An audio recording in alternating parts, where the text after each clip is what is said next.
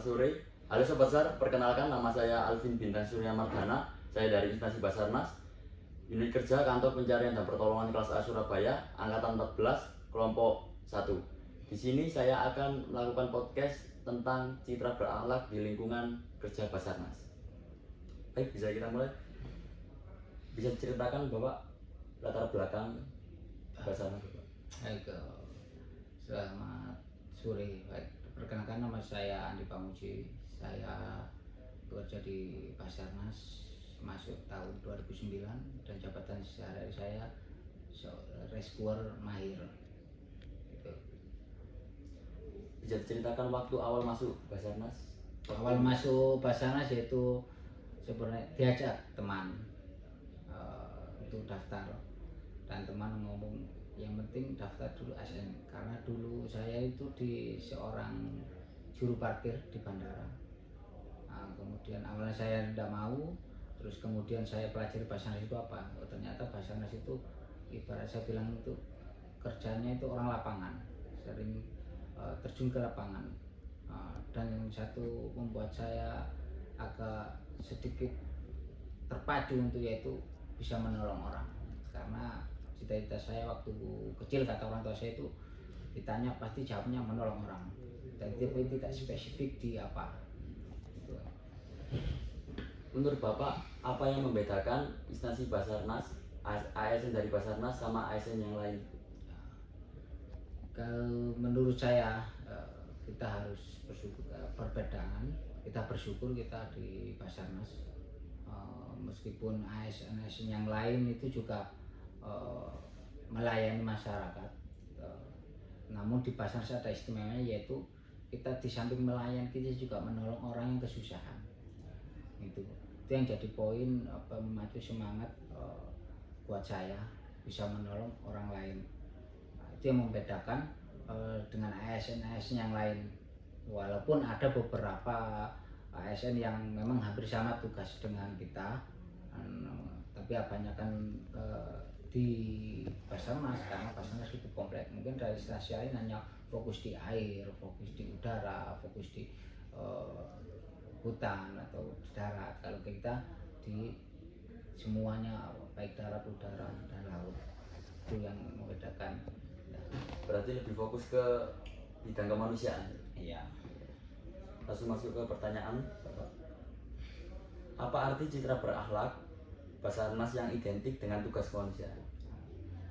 Kita berakhlak menurut saya di Basarnas itu yang pertama memang sangat diperlukan dan sangat penting, apalagi karena kita bertujuan dengan masyarakat. Yang pertama kejujuran, itu disiplin kita, terus komunikasi kita dengan yang mengalami musibah seperti apa, agar yang mengalami musibah tidak merasa lebih lebih merasa negara kok ini kok nggak ada yang bantu atau negara lipat. Sedangkan Basarnas ini kepanjangan dari pemerintah di bidang kemanusiaan. Itu menurut saya. Bagaimana Basarnas menanamkan nilai berakhlak kepada setiap pegawainya, baik di lapangan maupun di kantor? Yang saya alami itu juga dari sampai juga dengan arahan dari pimpinan, petunjuk dari pimpinan juga, kita juga harus menerapkan. Kita pahamnya dulu berakhlak juga apa. Contoh kejujuran, disiplin, disiplin dalam hal apapun, baik waktu, pakaian, itu. Berarti nanti kita di mata masyarakat, oh itu Basarnas, memang Basarnas seperti itu kualitasnya.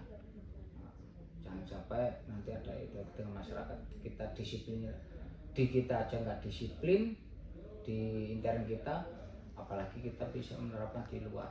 Jadi kita dimulai dengan diri kita, instansi kita, baru kita keluar. Bisa diceritakan pengalaman berorientasi pelayanan dan loyal sangat dibutuhkan di operasi penyelamatan? Itu saya sebenarnya banyak kisah gitu yang pernah saya, termasuk di saat saya berrekreasi atau bertamasya dengan keluarga. Saat itu posisi saya, kami terus saya luar kota, terus ada kejadian dan saya ditelepon waktu itu ada kecelakaan pesawat udara. Saya mau telepon suruh balik kanan untuk karena ada operasi SAR, yaitu saya langsung balik kanan dan menjelaskan keluarga ini loh tugasnya ini dan langsung sesuai arahan pimpinan kami balik kanan pulang, kemudian langsung melaksanakan operasi SAR. Iya.